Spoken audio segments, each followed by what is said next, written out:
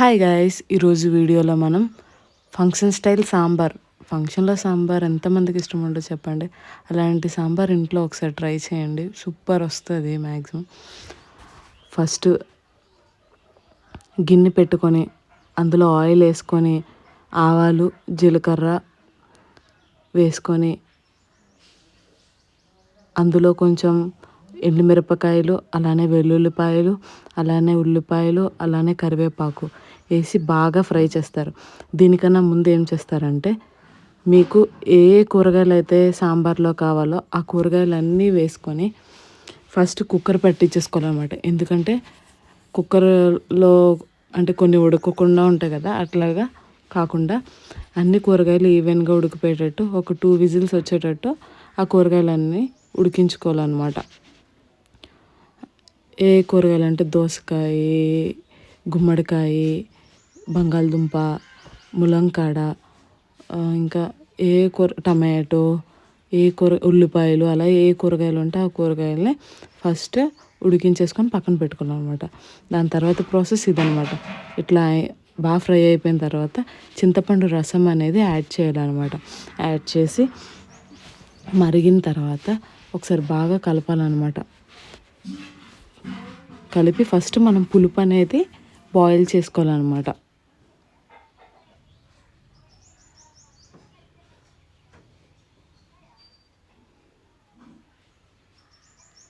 చూడండి మరిగిపోయింది కదా. ఇప్పుడు మనం కొంచెం నేను ఇందాక S40 ఇంగువ వేయడం మర్చిపోయాను అనమాట. సో నేను ఇప్పుడు ఇంగువ యాడ్ చేసి పసుపు యాడ్ చేశాను అనమాట. ఇంగువ అనేది ఆయిల్లోనే నేను చాలా లైట్గా వేసాను అనమాట.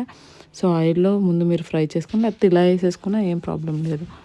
ఫస్ట్ పసుపు యాడ్ చేసేసాం కదా. యాడ్ చేసిన తర్వాత మనం ఉడకబెట్టుకున్న కూరగాయలు అనేవి యాడ్ చేసేస్తాం అన్నమాట ఈ పులుపు దాంట్లోకి. చూడండి వంకాయలు, బెండకాయలు అన్నీ కనిపిస్తున్నాయి కదా.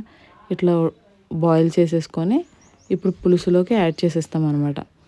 ఇలా యాడ్ చేసి ఈ పులుసు అనేది కొంచెం ముక్కలకు పట్టేలాగా ఉడకబెట్టిన తర్వాత ఇందులో మనం బాయిల్ చేసుకున్న పప్పు కూడా సైడ్కి మనం కుక్కర్లో బాయిల్ చేస్తామన్నమాట. అట్లా యాడ్ చేసేస్తామన్నమాట. పప్పు కూడా యాడ్ చేసేసి ఒకసారి బాగా పులుపుని, కూరగాయలని, పప్పుని బాగా మిక్స్ చేస్తాం. మిక్స్ చేసిన తర్వాత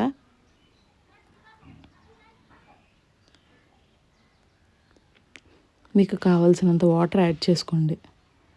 అంటే పులుపుకి తగ్గట్టుగా ఎంతైతే యాడ్ చేసుకుంటారో, ఫ్యామిలీ మెంబర్స్ ఎంత ఉన్నారో అంత యాడ్ చేసుకొని కొంచెం సాల్ట్, అలానే కొంచెం కారం, మీ రుచికి తగినంత ఉప్పు, అలానే కారం యాడ్ చేసేసుకొని ఒకసారి బాగా మిక్స్ చేసి బాగా మరగనివ్వాలన్నమాట.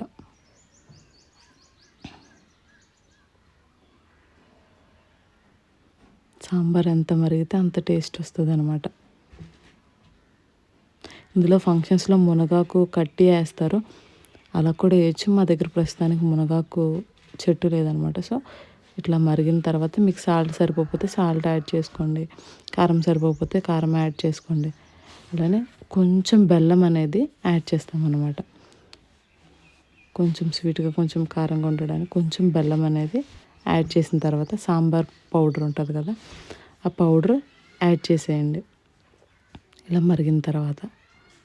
సో ఇప్పుడే సాంబార్ పౌడర్ యాడ్ చేసాం కదా. సో ఒకసారి బాగా కలిపి ఒక 2 మినిట్స్ మరిగించాక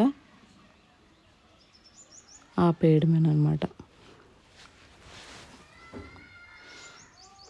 మీలో ఎంతమందికి ఫంక్షన్లో సాంబార్ అంటే ఇష్టం? బాగుంటుంది కదా ఫంక్షన్లో సాంబార్. ఇంట్లో చేసిన ఏ వంటల కన్నా ఫంక్షన్లో ఎలా ఉన్నా తింటాం కదా. ఒకసారి ఈ వేలో ట్రై చేయండి, చాలా బాగుంటుంది. ఒకవేళ మీరు మునగాకు యాడ్ చేసినట్టయితే కట్టి అందులో పడేసి తీసేయాలన్నమాట.